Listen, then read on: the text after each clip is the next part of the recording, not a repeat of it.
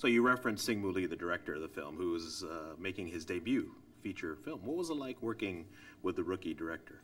Well, he was very specific, which I loved, and very helpful in creating this magical world for me, because a lot of it was green screen. So I didn't really know where I was a lot of the time. He would say, shoot light 26, which was a stage light. And I'd be, yeah, well, what is it? What is light 26? Oh, these ninjas will suddenly appear. So he was very helpful at creating that magical world for me in my imagination, and therefore for me to convey it as a reality from the character's point of view. Okay, and let's talk a little bit about working with your cast members, specifically the one who scarred you, Kate Bosworth. Kate Bosworth is responsible for scarring me, and she's like this wild desert flower for the Colonel, and he's romantically obsessed, and as Danny Huston working with Kate, she was just such a trooper with the action sequences, these sword sequences that we have, where a certain amount of trust is necessary, and we were very excited to be able to do a lot of the stunts together as actors. And yes, you need a stuntman every now and again to make your work really soar, but I would say about 90% of the action sequences belong to us, both Kate and I. Right. And also making his debut, at this time, in a non-Asian language film, is the Jang Dong-gun, who plays Yang. What was it like to work with him?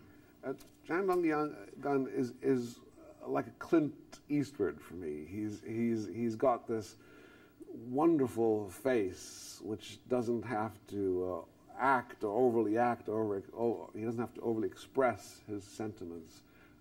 He's able to convey emotion from an internal point of view, which for me is perfect for a Western, where you want to cut to that close-up and see your protagonist and understand what he's feeling without even so much as a twitch. He also has this great relationship with this kid in the film, an infant, which is very minimal as far as expression. And in a way, actors are all sort of tinkers, gypsies, and we all come from God knows where. I certainly don't know where I come from. So working with somebody who belongs to another world, in a sense, is always exciting. And the common ground is the acting. And when he would do something that was kind of cool, or I would, there'd be this look between us, and that brought me very close to him as a person. You described your character as the Colonel's becoming delicious. Is it more fun to play a villain?